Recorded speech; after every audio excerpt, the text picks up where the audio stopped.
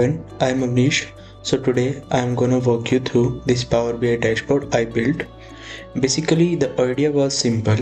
Take a whole bunch of raw, messy sales data and turn it into something that actually tells a story, something a manager can look at and immediately know, okay, what's going right and what's need attention. So yeah, let's dive in.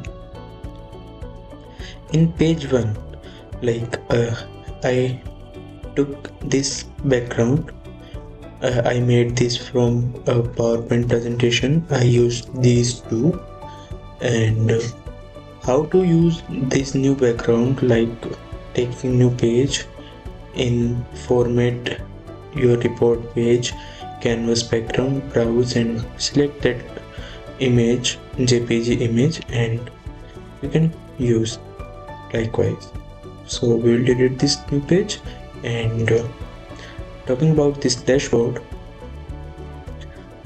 this is the first page, like sales overview by region. On the left side I have broken it down into 4 regions: central, east, south and west. Each one shows this year sales, previous year sales and a small month by month chart. This month by month chart is a clustered column chart like this, in which x-axis month and on y-axis this is select matrix. I have made these new measures in this raw data. This is select matrix which I use this DEX formula. I also made many new measures like previous year sales, previous year quantity, previous year profit, previous year KPI sales, like this, which are used on next variables. Like I simply just took a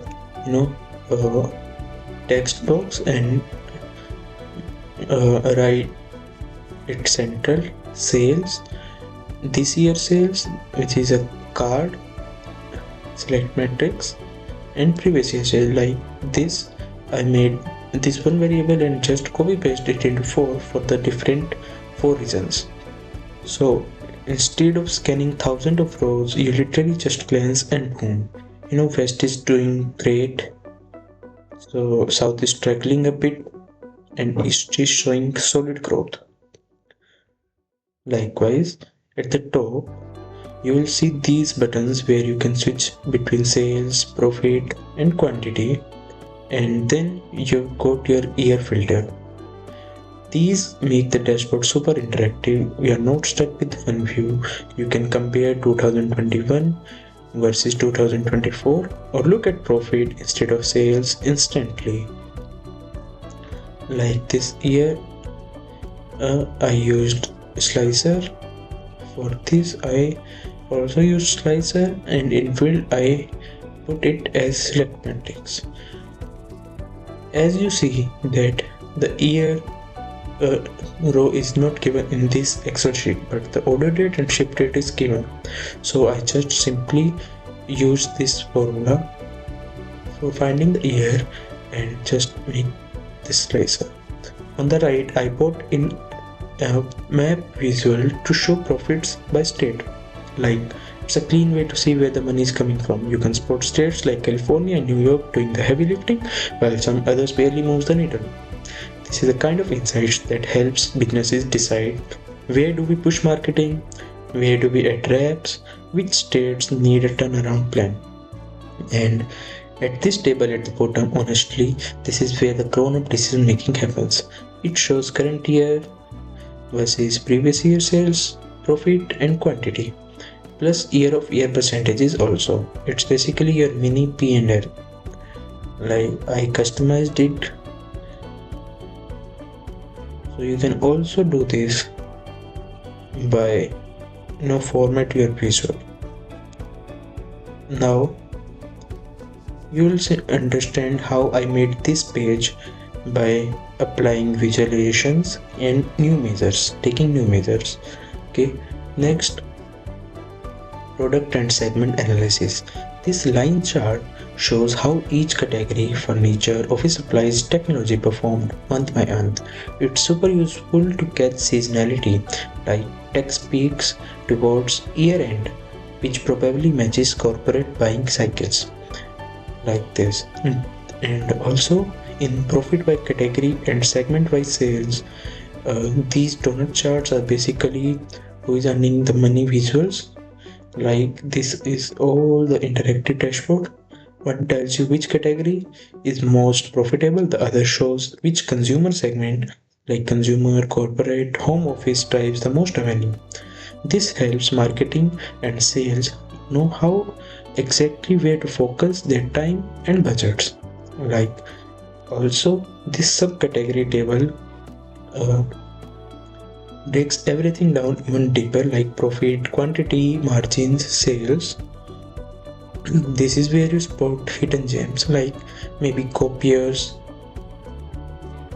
have insane profit margins even though the volume is low. That's a premium segment. Or maybe labels sell a lot but don't bring much profit, typically volume game. Okay, and then there is a breakdown of average shipping days by shipping mode.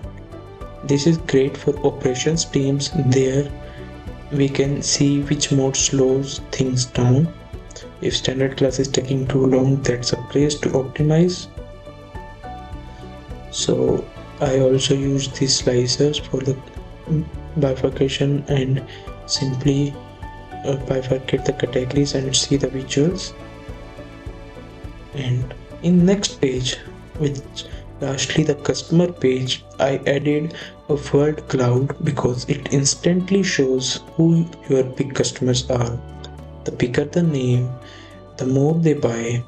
Like I just simply add word cloud visual in which I put customer name in category and values in as total sales.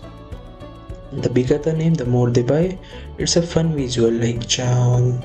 She's yeah.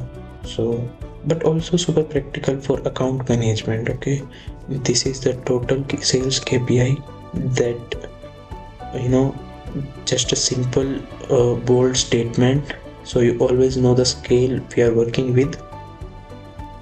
And lastly, I used tree map for subcategory contribution.